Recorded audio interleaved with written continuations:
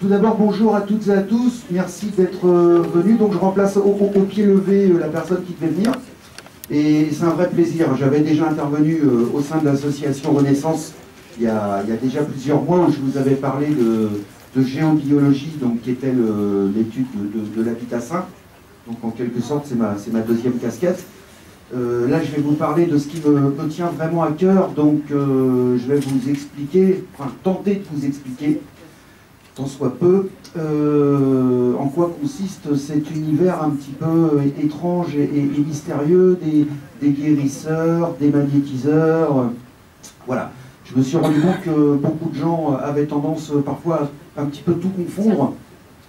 Donc moi je voudrais apporter cet après-midi une petite explication de texte. C'est peut-être un peu prétentieux, mais voilà. Moi ce qui m'intéresse, c'est que vous repartiez à la fin de cette, je ne vais pas parler de conférence, à la fin de cette réunion, de cet échange, avec des réponses aux questions que vous vous posez peut-être. Et puis voilà, là vous avez la chance d'avoir un magnétiseur devant vous, donc c'est le moment ou jamais de vous... Voilà, je suis là pour répondre à vos questions avant tout. Hein. Donc... On peut faire ça de deux manières. C'est soit je vous fais un exposé qui va durer 1h30, où je vais m'asseoir, je vais vous lire les notes que j'ai préparées un peu hâtivement, et puis bah voilà, vous allez m'écouter poliment, puis au bout d'une demi-heure, vous allez bâiller. Donc personne ne va s'amuser et ça ne va pas être drôle pour personne. Donc la deuxième solution, et moi c'est ça que je préfère, c'est que ce soit interactif et que vous n'hésitiez pas tout au long de ce que je vais pouvoir vous livrer, à rebondir sur ce que je vais pouvoir vous dire, et à me poser des questions. Alors, je n'ai pas réponse à tout, hein, mais dans la mesure du possible, et ben, écoutez, si je peux répondre aux questions que vous vous posez sur cet univers étrange, et ben, moi, je serai le plus heureux des hommes si j'ai pu répondre à quelques-unes de vos questions. Donc, voilà un petit peu comment on va fonctionner. Donc, il y a des micros qui vont se promener dans la salle. Donc n'hésitez pas à m'interrompre voilà, dès que vous avez une question. Alors je voulais aussi vous dire que tout ce que je vais vous raconter cet après-midi, ça n'engage que moi. Et je ne me fais aucunement le porte-parole de telle ou telle corporation. Hein. Moi c'est au travers de mon vécu, de mon expérience, de comment j'ai pu fonctionner, comment j'ai pu découvrir tout ça, que j'en suis arrivé à tirer certaines conclusions. Donc je ne parle pas au nom de tout le monde. Voilà. Mais c'est vrai que j'ai échangé avec pas mal de gens qui font la même chose que moi, et on est quand même, je dirais, d'accord sur énormément de points. Donc c'est pour ça qu'en vous livrant ce que je vais vous dire là cet après-midi, j'ai pas l'impression de trahir ou de raconter n'importe quoi. Donc la première question qu'on me pose très souvent, et là je vais vous parler un petit peu de moi, même si j'aime pas ça, les gens me demandent, voilà, mais comment est-ce que tu as découvert ton don? Est-ce que quelqu'un t'a donné un secret? Est-ce que tu as été initié? Est-ce que, enfin voilà, il y a tas de choses comme ça. Alors, rien de tout ça. Et à ces gens-là, j'ai l'habitude de leur répondre que je suis tombé dedans quand j'étais tout petit. Voilà. Alors, vous allez me demander comment. Eh bien, tout simplement, j'ai constaté quand j'avais 15-16 ans que quand je me trouvais à côté de quelqu'un qui n'allait pas bien, alors ça pouvait être un problème physique, ça pouvait être un problème psychologique, ça pouvait être les deux. Souvent les deux sont un petit peu liés. Je me trouvais à côté de la personne qui était en souffrance et je sentais que je pouvais faire quelque chose pour l'aider, mais je faisais rien. Je faisais rien parce que j'avais envie de faire des choses, mais je ne savais pas comment faire, je ne savais pas quoi faire. Donc le soir je rentrais, j'avais rien fait, et ben, le soir c'est moi qui n'étais pas bien. Et curieusement, toujours en relation avec l'affection de la personne que j'avais côtoyée. Hein, je me souviens d'une fois où j'avais été voir un copain qui avait eu un gros choc en mobilette. Il était allongé sur le lit, il avait des vertèbres de déplacés et tout. Et j'avais passé l'après-midi avec lui, on avait blablaté, on avait discuté. J'avais rien fait pour l'aider. Je suis rentré le soir, j'avais un mal de dos terrible et j'étais obligé d'aller m'allonger. Une deuxième fois, je vais voir une copine qui avait une peine de cœur abominable. Quand on a 16-17 ans, ça arrive assez souvent. Elle passe 2 heures à pleurer dans mes bras en me racontant toute sa souffrance et sa détresse. Et moi, je l'écoute et je fais que l'écouter. Et rien de plus. Et je rentre chez moi le soir, je me mets à table et après manger, je me mets à pleurer comme une madeleine et je ne savais pas pourquoi. Donc ça fait un petit peu désordre quand on est ado et quand on a autre chose à faire que s'épancher sur les peines de cœur de ses copines. Donc, alors pourquoi je faisais rien à l'époque? Je faisais rien par gêne, peut-être, par pudeur aussi, et puis par timidité. Parce qu'on n'ose pas, on a peur de mal faire, on ne sait pas comment faire. Et moi à l'époque, magnétisme, guérisseur, moi c'était des mots, mais je ne savais pas ce que ça voulait dire. Donc je me suis dit qu'il fallait que j'essaye de faire des trucs, mais je ne savais pas quoi et je ne savais pas comment. Alors, j'ai commencé à poser les mains, j'ai commencé à faire des choses, mais de manière complètement empirique. Je me suis lancé, je me suis jeté à l'eau. Alors là, il y a eu les proches, il y a eu les amis, il y a eu la famille, il y a eu, enfin voilà, tout ce qui pouvait se présenter. Alors les migraines, les mal de dos, les mal-être, enfin vraiment il y avait de tout. Et puis je me suis rendu compte que ça marchait. Donc je me suis posé pas mal de questions. Je me suis dit, parce que bon, je suis quand même quelqu'un de très cartésien, même à l'époque quand j'étais encore ado, et je me disais, mais alors je fais quelque chose, ça fonctionne. Je ne sais pas vraiment ce que j'ai fait, mais d'où est-ce que ça peut venir? Alors, il y avait plusieurs explications logiques, hein. Ça pouvait être tout simplement une maladie qui touchait à sa fin, et j'arrivais là au bon moment, et voilà. Ça pouvait être aussi, ça pouvait être l'effet placebo, ça pouvait être plein de choses. Alors, on reparlera tout à l'heure hein, de l'effet placebo. Donc je me suis rendu compte que ça marchait.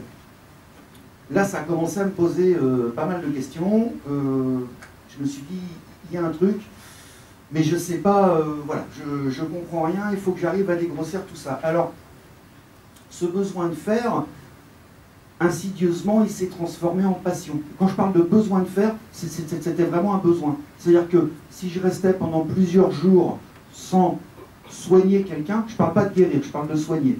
C'est différent. Hein. J'étais pas bien, puis voilà, il me manquait quelque chose. Alors, à cette époque-là, j'ai beaucoup lu, je me suis beaucoup documenté. Il n'y avait pas Internet à l'époque, alors il fallait aller piocher dans les bouquins, enfin bon, voilà.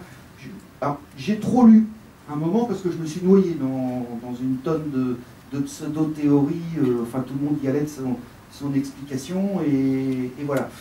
Donc, j'ai tout arrêté, les bouquins, les trucs, les machins, parce que je me suis rendu compte que c'est pas comme ça que j'allais avancer. Et je me suis dit qu'il y avait un proverbe qui disait que c'est en forgeant qu'on devient forgeron. Donc je me suis dit, ben, mon garçon, vas-y, fais, et plus tu vas faire, plus tu sauras faire, et plus tu vas te renforcer. Et je me suis rendu compte que c'était vrai. Donc voilà, la première réponse à la question qu'on pose tout le temps, c'est, voilà, je ne suis pas détenteur d'un secret que je ne peux pas vous dire parce que voilà, j'ai pas le droit, j'ai pas été initié par un grand mage machin, je ne suis pas au-dessus du lot, hein, je ne suis pas un grand marabout, je ne suis pas un grand magicien, j'ai essayé de marcher sur l'eau, j'ai pas réussi.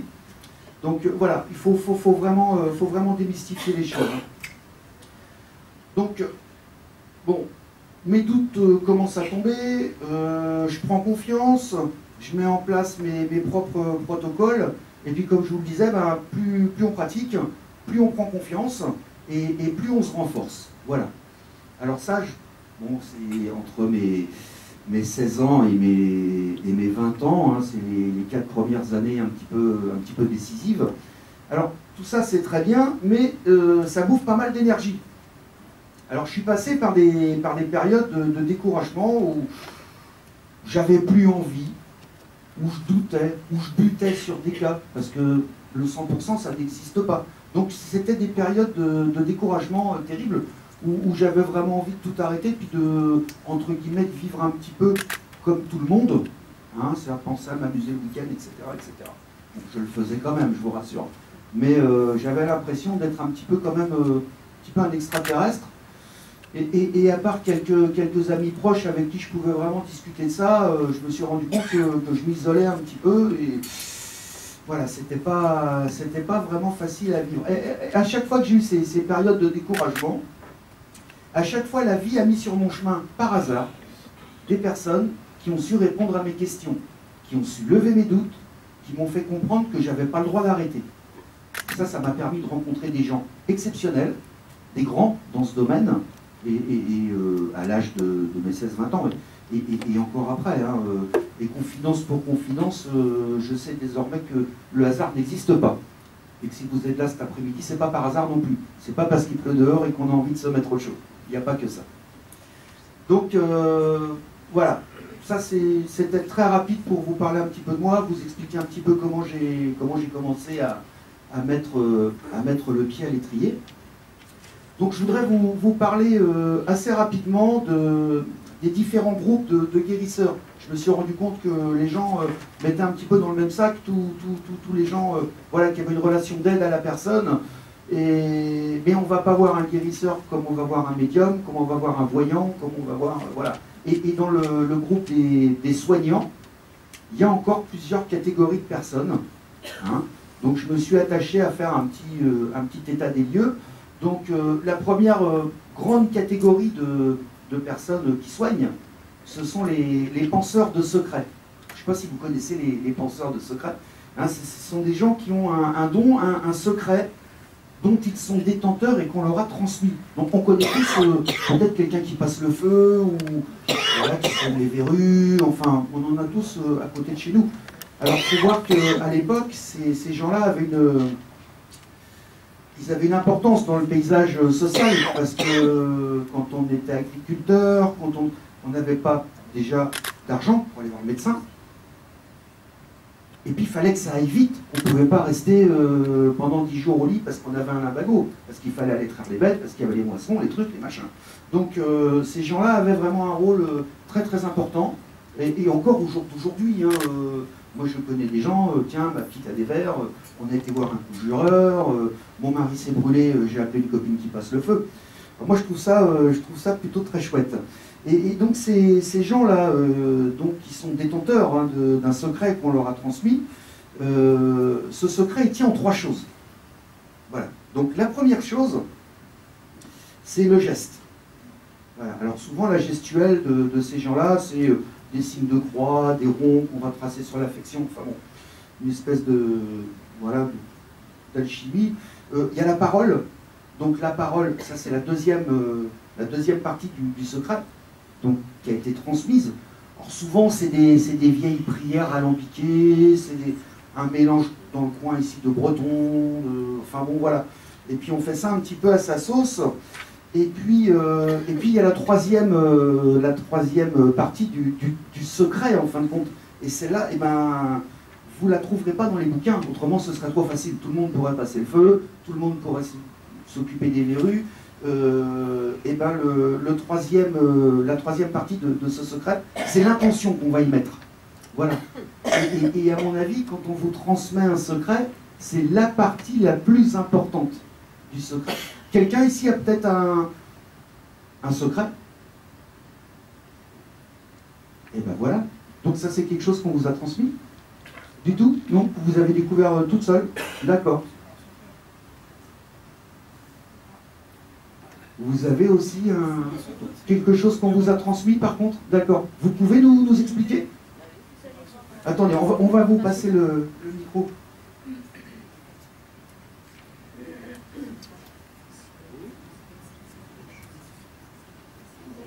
Un jour, un magnétiseur que je connaissais bien qui faisait des conférences pour nous ouvrir un petit peu, entre autres, nous décoller l'évangile. Hein, c'est donc du monde. Et donc, c'est quelqu'un que je voyais régulièrement. Je savais qu'il était magnétiseur. Il avait d'autres aussi. C'était quelqu'un qui était connu et reconnu. Dans le coin ici, non? En Touraine. D'accord. Et un jour, j'ai eu une manifestation d'une amie décédée qui avait travaillé aussi avec lui, donc qui a tant magnétisé. Et ça m'a tellement renversé cette manifestation de cette amie qui venait de décéder, que j'étais vraiment mal.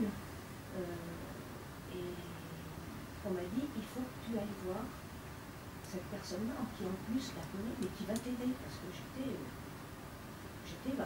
vachement mal. Je me demandais d'où ça tombait et j'y croyais pas. Donc je suis allée le voir et quand je lui ai expliqué ce qui m'était arrivé, d'avoir eu une rose rouge en travers de l'ascenseur, mais au moment où je rentrais chez moi, pas au moment où j'ai pris l'ascenseur pour monter chez moi, j'ai rien. Parlez auprès du micro, on vous entend mieux. Merci. Donc ça m'a, j'ai fait une enquête déjà dans mon immeuble, savoir si quelqu'un avait perdu une rose dans un trou, donc vachement mal par rapport à ça. Alors je revenais de l'enterrement de cet ami, que lui connaissait bien. Donc on m'a dit, il faut que tu ailles le voir et puis lui expliquer, puis il va te remettre d'aplomb. Donc je suis allée le voir, je lui ai expliqué. Il m'a dit, ça c'est une matérialisation de cet ami qui vous aimait beaucoup, je le sais, qui vous considérait comme une sœur. Point barre, il n'y a pas de quoi en faire.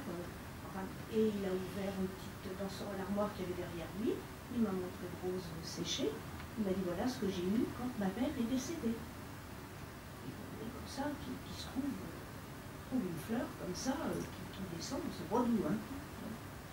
Et puis donc on continue à discuter, et puis il me dit, mais déjà pour avoir ce genre de manifestation, il y a autre chose. Et il me dit, je vais vous magnétiser, puisque vous allez être opéré, en plus j'allais être opéré bientôt, il me dit, je vais vous magnétiser, tout se passera bien. Je ne l'avais jamais fait, moi je le connaissais en tant que magnétiseur, mais jamais j'avais été consultée. Donc il me magnétise avec, j'entendais bien, il me priait, et puis je lui dis, je vous remercie, je suis sûre que ça va m'aider. Il me regarde, il me dit, mais maintenant c'est vous qui allez me magnétiser. Alors là j'ai pris mes grands airs, je lui dis, ah ben non, sûrement pas, moi je sais pas. Et là il m'a dit, mais vous vous prenez pour qui? Là le ton changeait, et il y a eu un blanc, parce qu'il m'a dit, mais vous serez qu'intermédiaire, hein, c'est tout. C'est les énergies, c'est l'eau, donc je vais, et vous allez me magnétiser. Alors moi, pour moi, c'était un grand bonhomme, hein, qui avait un don, et donc, il m'a dit, eh ben, vous allez vous y mettre, et vous allez le faire. Et ça m'a rendu service après, enfin ça a rendu service à d'autres, parce que j'ai repensé à ça quand il y avait un peu des urgences. Mais c'est tout. D'accord, donc il a réussi à détecter votre potentiel... Je pense parce qu'il me dit le fait d'avoir des manifestations comme ça, de décédés, ou des concrétisations, en fait, c'est quelque chose qui est palpable. Ou après, c'est redit par exemple, une médium, Michel Riffard, qui ne me connaissait pas du tout, qui est arrivé un jour devant moi et qui m'a parlé de cet ami qui était décédé. Évidemment, je me suis mise à pleurer parce que c'était tellement vrai, et tout ce qu'elle me disait, alors qu'elle ne connaissait pas, elle ne connaissait pas non plus la personne décédée, et qui repart comme elle avait l'habitude de faire, remonter sur son estrade, et qui revient, puis qui me dit, ah mais en fait, votre amie, elle a un cadeau à vous faire. Elle vous donne une rose. Aïe. Rouge. Et c'était la manifestation que j'avais eue. Une rose rouge en travers de l'ascenseur quand je étais pour rentrer chez moi. Donc j'ai eu confirmation, voilà. C'est plutôt une très belle histoire. Mais j'allais dire, oui, tout à fait. Ouais. Mais j'ai eu des périodes de doute encore après. Je me disais, non, non, cette rose, et puis je l'avais, hein, je l'ai gardée, puis elle me poursuit, même que à un moment je l'ai jetée. Je la retrouve en photo partout. J'ai même donné un appareil photo à quelqu'un quand j'ai déménagé parce que j'en avais un autre et qui m'a dit, mais dis donc, ton appareil photo c'est un truc qu'on met sur internet là pour avoir des photos et tu as laissé les photos dedans. Je dis, oh c'est pas grave, hein, de toute façon, je vous en ai fait cadeau, j'en ai un autre. Puis il ne doit pas y avoir des photos compromettantes dessus. On m'a dit, non, non, mais on va te les envoyer. Et il y avait encore la photo de cette rose rouge. 5 ans après. Donc ça me poursuit toujours, j'ai toujours ce... Et donc il n'y a pas de hasard, c'était... Pas de hasard. En plus, c'est des gens, des gens qui se connaissent. Ce magnétiseur avait travaillé avant avec cet ami décédé qui m'envoie ce message, qui lui me dit, bah, maintenant, c'est vous qui allait magnétiser, mais il m'a pas dit il faut en faire un. Puis j'avais pas envie. C'est surtout que je me suis en plus un peu rebiffée quand il m'a dit non, je dis ah, non, je peux pas. C'est surtout ça qui m'a marqué. Et qui m'a dit vous vous prenez pour qui? C'est-à-dire, sous-entendu, c'est qu'il y a d'autres personnes qui peuvent le faire, ça. Il suffit de le vouloir, mais lui, il me forçait presque. Vous êtes, enfin, on se connaît pas, mais tel que je vous vois là, vous êtes un vrai canal. Ah oui. Voilà. Je suis plutôt une éponge. On en parlera tout à l'heure aussi. J'ai été. Ouais. Maintenant, je me protège. Il faut apprendre à se protéger. C'est comme ça. Très très important. Une éponge. Merci, merci. C'est une belle histoire. Oui. Ouais. Vous soignez actuellement alors? D'accord. Même sur moi. Alors ça, personne n'a jamais compris. Sur vous-même? Oui. Bravo. Par moi. Bravo. Bravo. Dans le secret, il y a secret. Oui, Voilà. tout à fait. Si on vous livre un secret, c'est pour regarder, c'est pour On le diffuse à une personne, quand on a envie de s'en débarrasser. Ah oui, mais si on veut pas s'en débarrasser. Ah bah après, il y a des gens qui partiront de l'autre côté avec leur secret. Ah oui, mais Donc tout à fait, ils oui. le transmettront plus tard. Voilà. Donc on n'est pas tout à fait dans le domaine du secret, mais c'est un beau témoignage. Ah non, c'est pas secret, là. Non, là, il n'y a absolument rien de... J'ai pas dit comment D'accord. il a procédé. Non. Et comment il m'a fait procéder. D'accord. Ça, je l'ai pas dit. D'accord. Donc il y a un côté secret quand même. Que je viens, oui. Bah gardez-le. Vraiment, c'est plus un secret. Parce que tu ne devrais pas dire ce qu'on dit à tout le monde, mais je sais que si je passerais peut-être à ma petite fille. Eh ben, pourquoi Il y pas. avait déjà des choses comme ça. D'accord. Vis-à-vis des animaux, surtout. D'accord.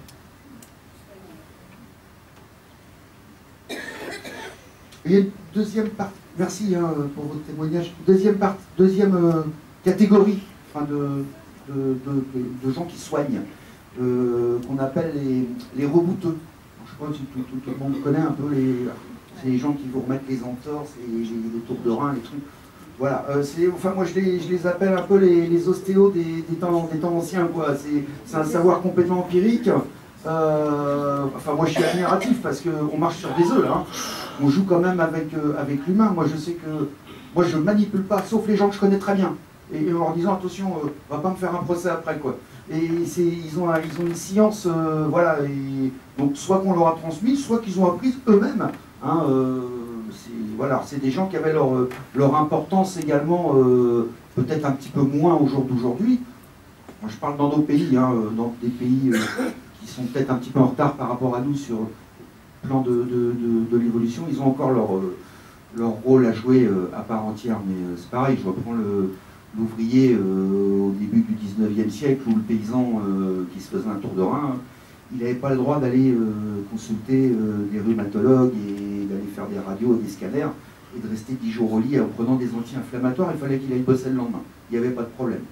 Donc voilà, les rebouteux, le deuxième groupe deuxième catégorie de soignants. Alors, troisième catégorie, et là on arriverait peut-être plus à ce que vous me disiez tout à l'heure, madame, ce sont alors j'appelle ça les guérisseurs inspirés. Voilà, donc ce sont des gens qui sont connectés au divin, voilà, qui soignent par la prière, et quelque part ce sont des gens qui sont des canaux entre Dieu, les saints, et nous, les mortels. Voilà. Alors, il y a eu beaucoup de gens célèbres, hein, Padre Pio, Marthe Robin, voilà, des gens très mystiques, voilà, qu'on fait on peut appeler ça des miracles, hein.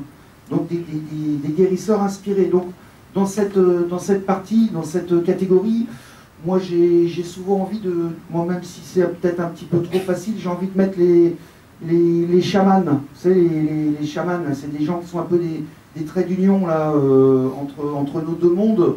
Et alors les chamans, on en retrouve partout, hein, on en retrouve dans tous les pays, avec des cultures différentes et des croyances différentes. C'est quelque chose de vraiment planétaire. Hein. Qu'on aille au fin fond de l'Amérique du Sud, ou qu'on aille en Sibérie, ou qu'on aille dans le pays bigoudin, voilà, on en trouvera.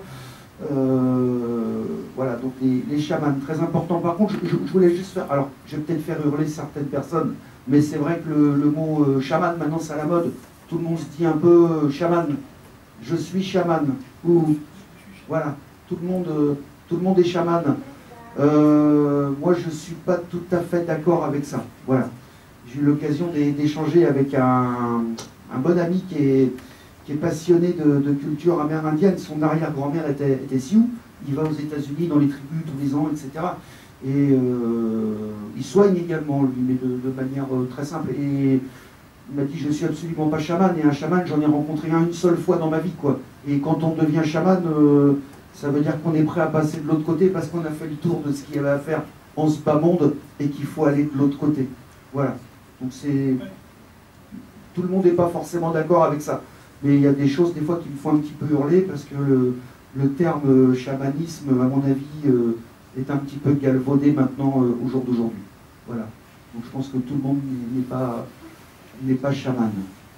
Voilà. Mais le chamanisme, c'est quelque chose qui existe depuis la nuit des temps. On a retrouvé des peintures préhistoriques, etc., avec des gestes chamaniques, une symbolique chamanique, etc., etc. Bon, une autre partie de guérisseurs, c'est celle dont je me revendique, ce sont les magnétiseurs. Alors les magnétiseurs, c'est encore à part. Voilà. On ne travaille pas avec des secrets, on ne travaille pas forcément, je dis bien forcément, en connexion avec là-haut, quoique. Voilà. Donc les magnétiseurs, ce sont des gens qui travaillent essentiellement sur l'énergie des personnes et l'énergie des lieux également. Parce que souvent, la personne et le lieu sont intimement liés. Donc cette fameuse énergie, on va l'appeler fluide universel, le prana, le ki, ça dépend des courants, mais on s'en fiche, moi j'appelle ça énergie. Voilà. Et cette énergie universelle, eh ben, c'est cette espèce de vibration qui nous tient tous en vie. On peut rester des semaines sans manger, on peut rester quelques jours sans boire, mais on ne peut pas rester une seconde sans cette fameuse énergie. C'est elle qui nous tient debout, c'est elle qui nous tient en vie, c'est elle qui fait vibrer les cellules, tout. Enfin, voilà, cette énergie, c'est ce qui est le plus important, mais on ne la voit pas, c'est invisible. La bouteille d'eau, on la voit, la nourriture, on la voit, cette énergie, elle n'est pas palpable. Donc, cette énergie, si elle est trop ou pas assez, ou mal canalisée, ou mal assimilée, eh ben, c'est un facteur qui va engendrer des dysfonctionnements, des maladies, qu'elles soient physiques ou psychiques. Alors, le rôle du magnétiseur, donc mon rôle, c'est de détecter les anomalies énergétiques. Voilà. Donc on va les détecter à main nue, on va les détecter au pendule, on va les détecter éventuellement avec d'autres... Il y a plusieurs méthodes. Hein. Moi je sais que je travaille beaucoup avec le pendule, ça me permet de gagner énormément de temps, mais bon, dans l'absolu, on peut travailler à main nue et ça fonctionne aussi bien. Donc le but du magnétiseur, c'est de réharmoniser ou de tonifier ces énergies afin d'enclencher le processus de guérison ou de mieux-être. Personnellement, je ne prétends pas guérir une personne, mais je mets en place les outils afin de lui donner la possibilité de se guérir. Voilà. Moi, je soigne, je ne guéris pas. C'est Ambroise Paré, je crois, qui disait « je les soigne, c'est Dieu qui les